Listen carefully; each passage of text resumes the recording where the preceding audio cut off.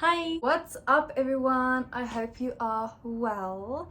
I have a few very exciting announcements for this YouTube video, but firstly I would like to take the time to say thank you for all the love and support I have received in my previous YouTube video, which was also my first YouTube video. So I have 29 new subscribers, and I am so excited and so thankful to be sharing my journey with you, because I will be taking you to see it all with me.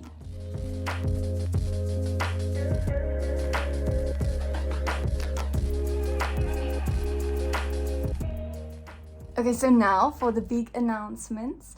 The first one is that I have received my work visa. So I am now officially able to enter South Korea and work there, which I am very, very excited about. And then the second announcement is that I have an estimated date for when I will be traveling, which is the 19th of February. So from today on, 3.5 weeks. So the process of getting here to actually being able to receive my visa has been a really long process, which was really stressful, and I know a lot of people are quite unsure of where to start if you want to go overseas to South Korea to become an English teacher.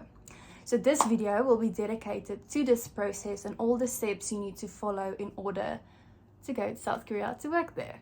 Okay, so there are 6 steps to follow. Number 1 is you have to make sure that you meet all the requirements to go overseas to work as an English teacher. You have to make sure that you are from one of the following 7 countries, which is South Africa, the UK, the USA, Australia, New Zealand, Ireland and Canada. The second requirement is that you have to have a university degree. Then the second step in the process is that you have to get your TEFL certificate.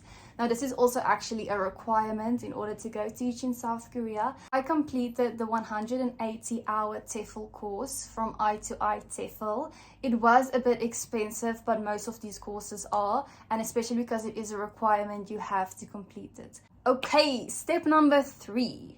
This is where the difficulty comes in. Or I wouldn't say difficulty, but step number 3 is you have to go do your police clearance at your nearest police station. So this is a very easy process. You just go, you just have to make sure on their website how much you have to pay, because you have to take cash. Then you go to your nearest police station, you tell them that you're moving overseas and that you need a police clearance certificate. They will take your fingerprints, do the whole process, and then you're gonna have to wait a couple of months before you get your police clearance back.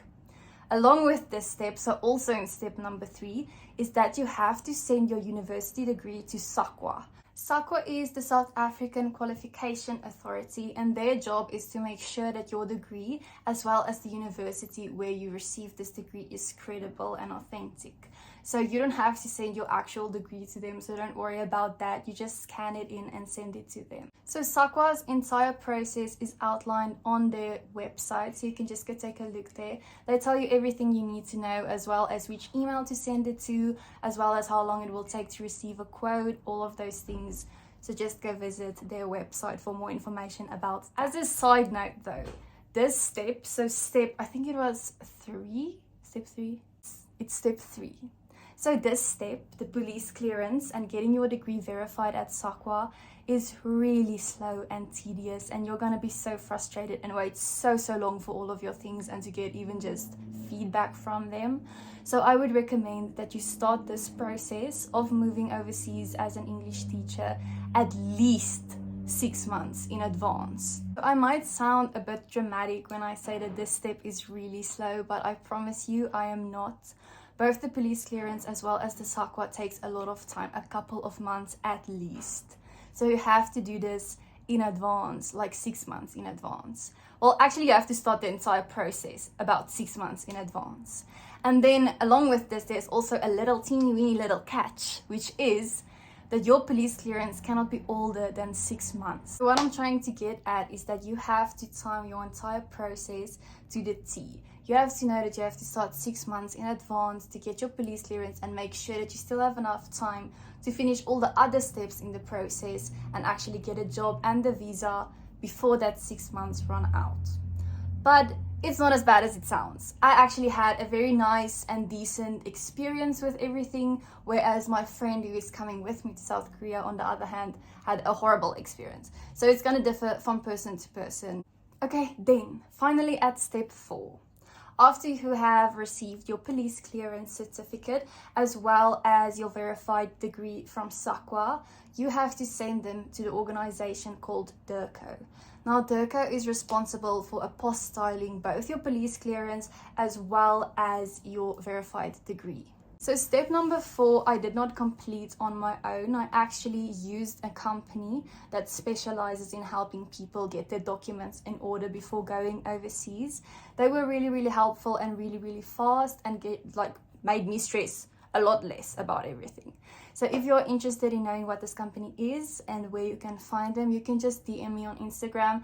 I will link my Instagram in the description below. Once you are finished with DIRCO and they have sent you the actual copies of both your police clearance as well as your verified degree from SAQA, then you can start with the big step of finding a job. Now, to me personally, I would recommend finding a recruiter to help you find a job. I had a very nice and helpful recruitment company that helped me to find a job, as well as later on with the entire visa process. So I'm telling you, I will die on this hill. Get yourself a recruiter. If you want to know what recruitment agency I use, you can also add it to a DM in my Instagram, which is linked in the description box. Step 6, which is getting your visa.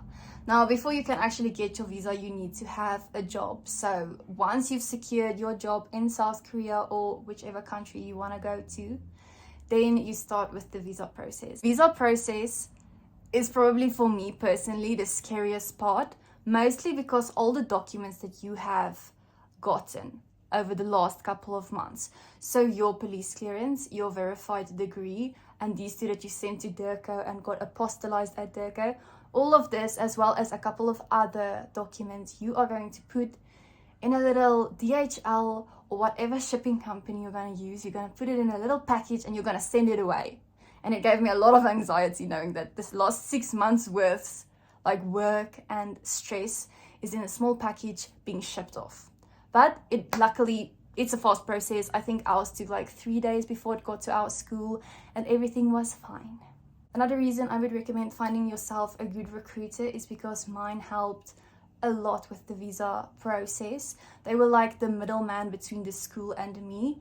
And so once you've sent all your documents to the school, they are going to send a couple of things back to you. Well, they send it to my recruiter and my recruiter send it back to me. But anyways, then you're going to take those information that the school sent back to you, and you're going to go to the Korean embassy in Pretoria to actually submit all of your things for your visa. Then this takes about 5 working days. It was really quick. I think mine was 7 working days. They phoned me and told me that my visa was approved and that I can come pick it up.